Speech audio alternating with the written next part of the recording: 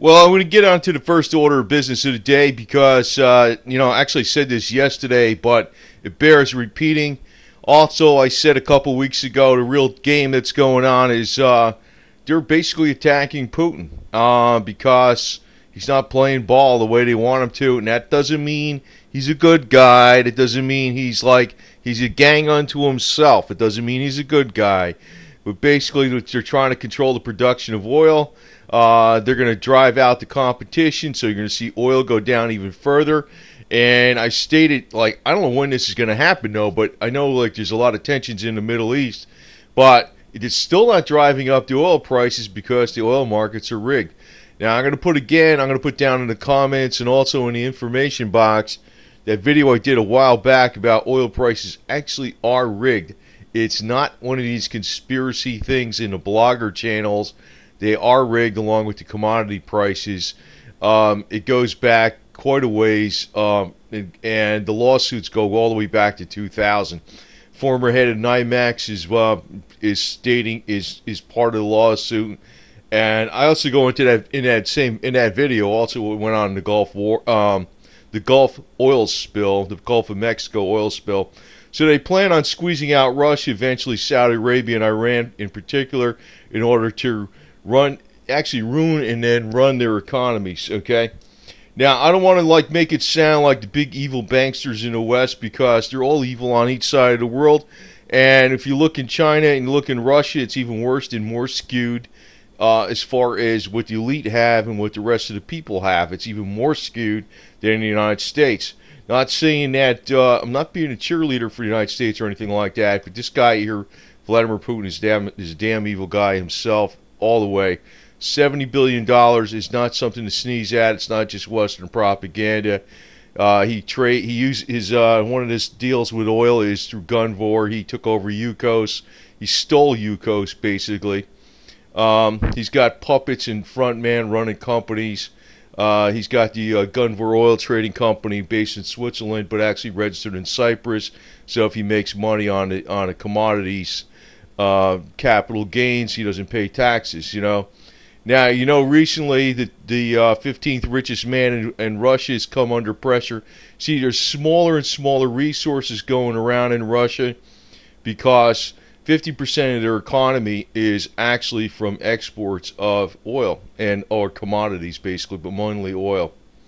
So they're also big-time coal producers, natural gas, and everything else. It's not the entire economy, but it's a large slice of it.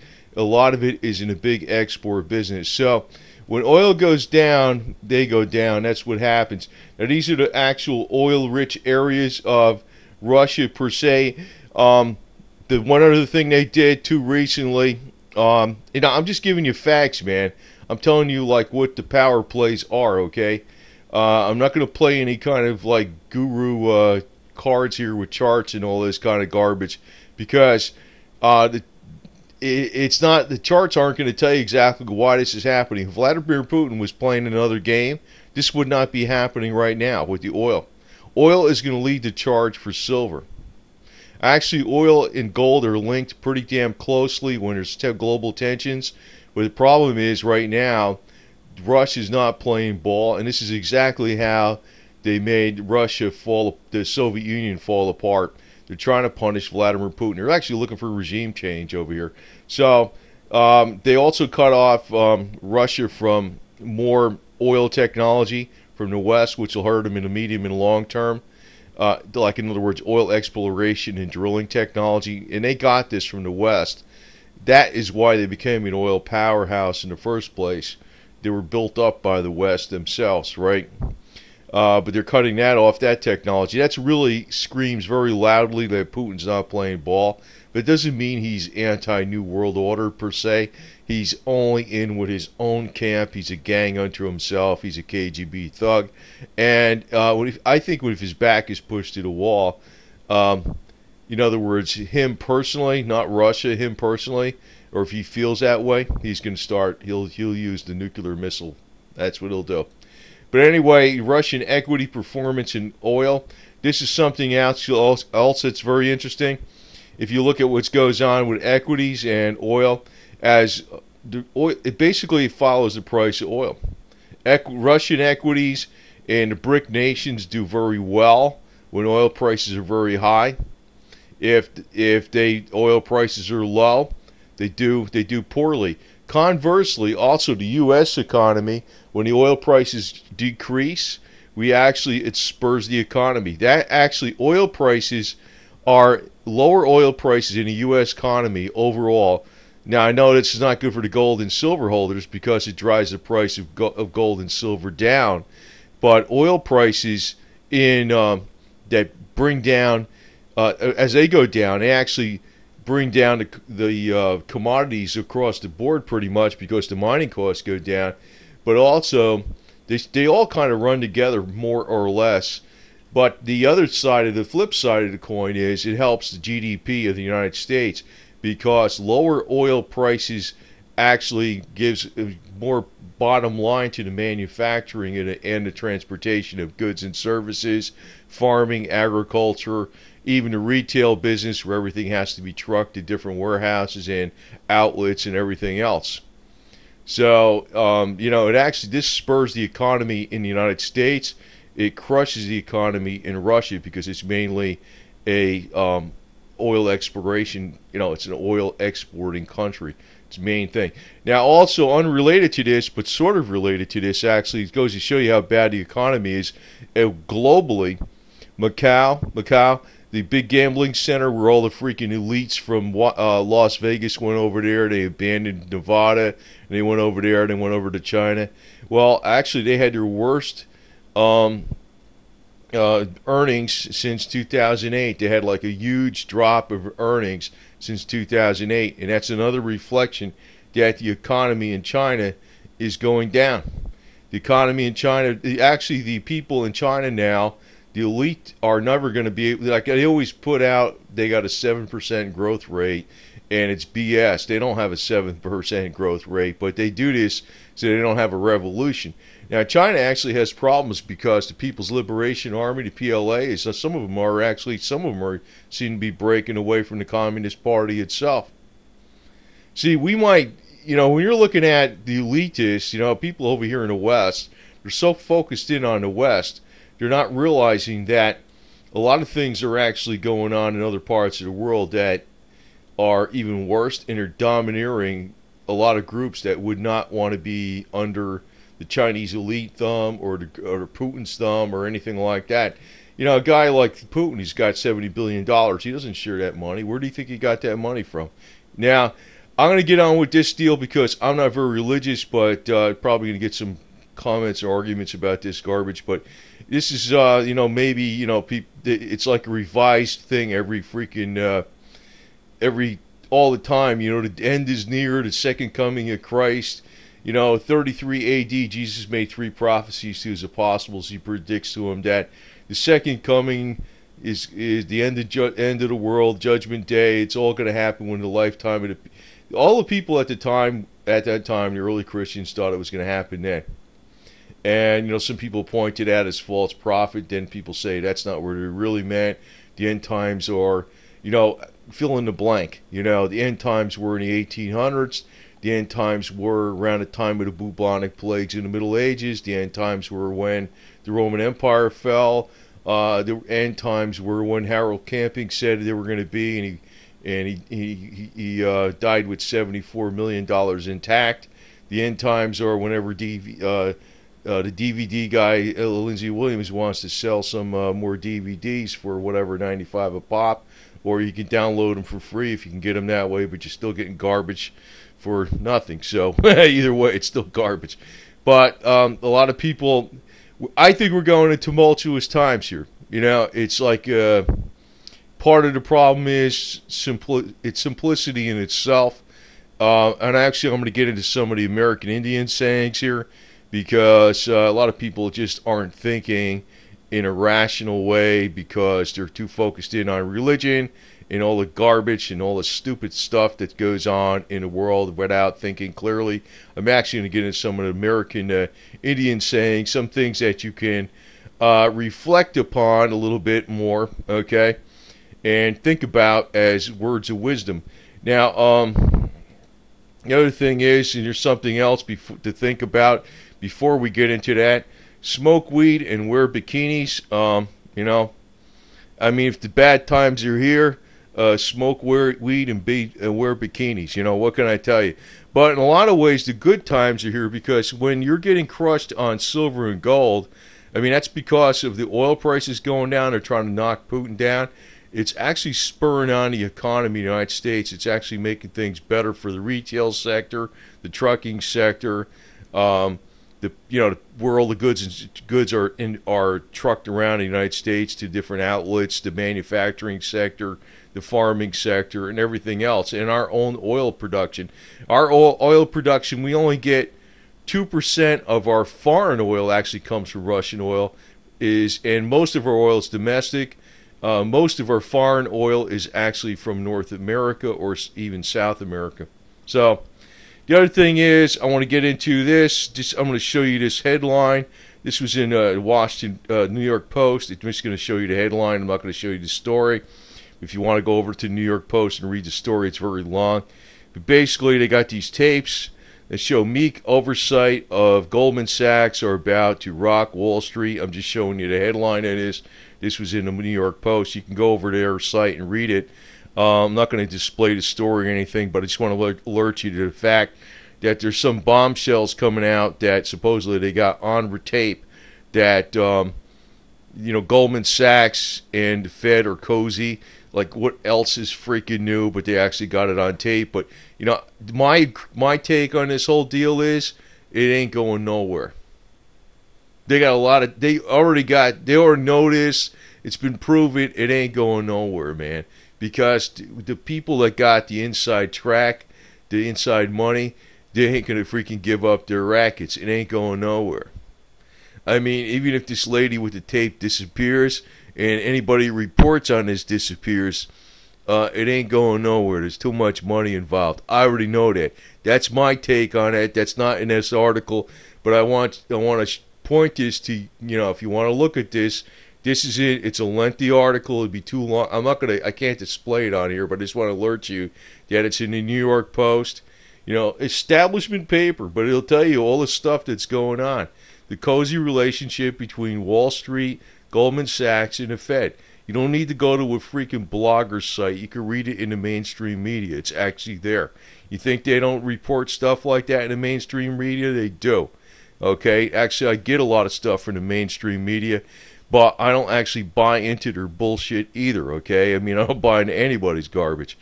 But anyway, I want to actually get into something else here because, a lot of things look like they're very tumultuous, and, maybe some of these Indian sayings is where it's going to come about.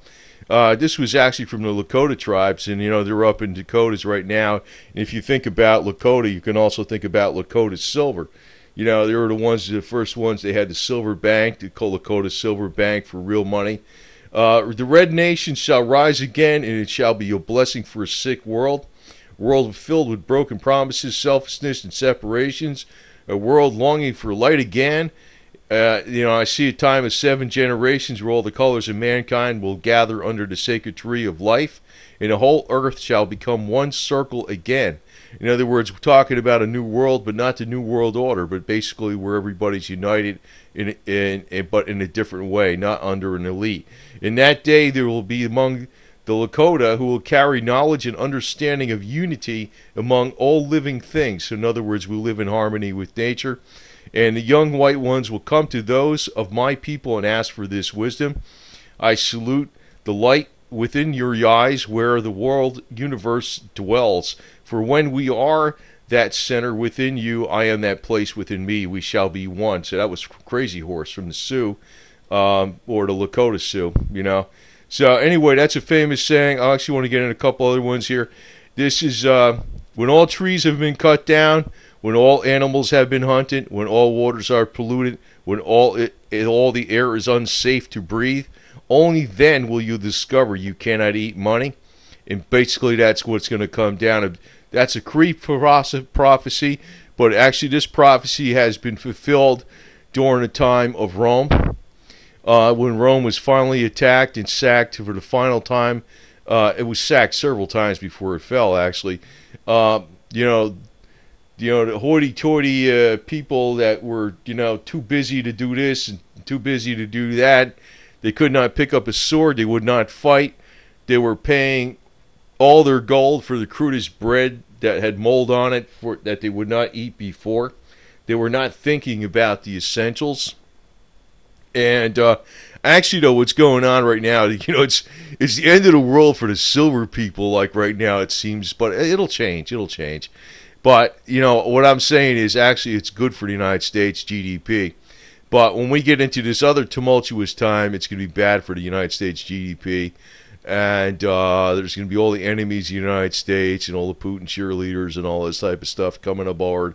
But I want people just to freaking have a happy medium on things, because they don't realize that there's evil all throughout the world. It's not just in Wall Street, and it's not like all Wall Street is bad too. But then it's another one. This one is one of my favorites, though. It's a Cherokee proverb. When the white man discovered this country, Indians were running it. No taxes, no debt. Women did all the work. White man thought he could improve upon a system like this. Of course he didn't, because actually, if you think about it, if you look at all these business turkeys that are out there in business land, they are total slaves. They go to restaurants and eat food that people spit on their food because they resent them, and they go home, and their wives are like, no matter what it is, they're just demanding some garbage that they don't need, and no matter what it is, and they have to give them this, they have to give them that, and they're basically owned males. That's what these guys are. The Indian was not an owned male. So when you look in Wall Street, if you actually look at some of the biggest business sharks around there, they will envy some. They will never have, if they had the trophy wife, it would be high maintenance. Most of their money would be going out there. They'd have divorce problems a few years later, and you can see this evidence with George Soros, even left and right, with his girlfriends and other problems he has, and that's like that way with all the elite. So. Anyway, a lot of times these yo-yos on the top don't have it. They don't have the world owned like the world actually owns them, and they're caught up in a labyrinth, and they're caught up in a spider web that they make themselves. But anyway, what's going on here again? I just want to repeat the thing I started with originally. They're trying to actually squeeze out Russia, eventually Saudi Arabia and Iran in particular, in order to ruin and run their economies, basically. What's going to happen is they're also looking for to create tensions even in Russia. Now, I know there's going to be a major backlash against Putin for what he's doing against the 15th wealthiest man in Russia. There's got to be a lot of internal tension against Putin right there, because they're probably all looking at each other. What am I next? Am I next? So that's another thing. But I think what's going to happen actually out of this whole deal is going to come about as World War III. I almost hate to say it, but it's the same kind of damn pattern that we've had in the 30s, and it's coming out again. But it's not because of the Western elite, like Gerald Celente would tell you, or Max Kaiser, or any of those talking yo-yos. I don't like those jackasses, because they are basically paid shills for Russia today.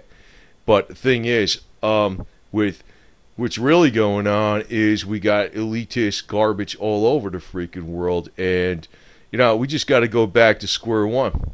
I guess the true American roots are going to be in with what the the Indians said.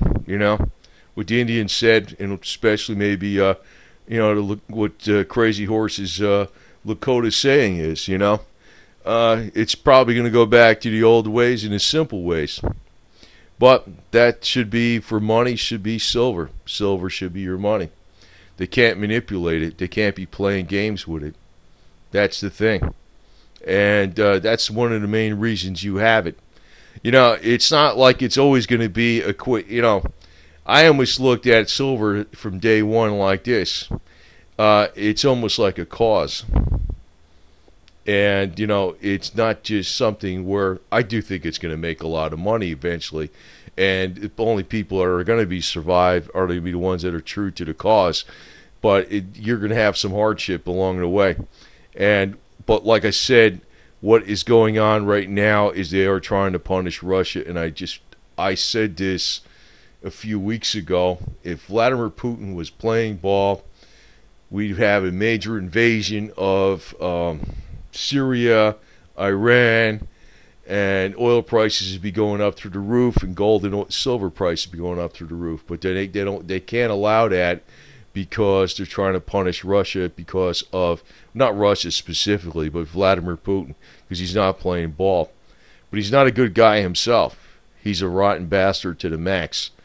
That's why he's cutting the throat of people around him, because there's a smaller pie of resources in Russia that are left, so he's got to have his cut, because he's been a greedy KGB thug since day one. It's not like you're dealing with the good side is the one side, and the other side is the bad side. The elitists all over the world are scum. So, I guess America's roots probably rest with more of the American Indian than anything. So we got to stay true to that and not, not other things. So I'm not a fan of Wall Street. I'm not a fan of the corporate assholes on the top. I'm not a fan of those pussy whipped worms that hide behind numbers and desks. I'm a fan of true Americans. That's what and true Americans are people that stand on their own 2 feet and do real work. Basically, that's the blue collar worker today. Okay, over and out. Enough said.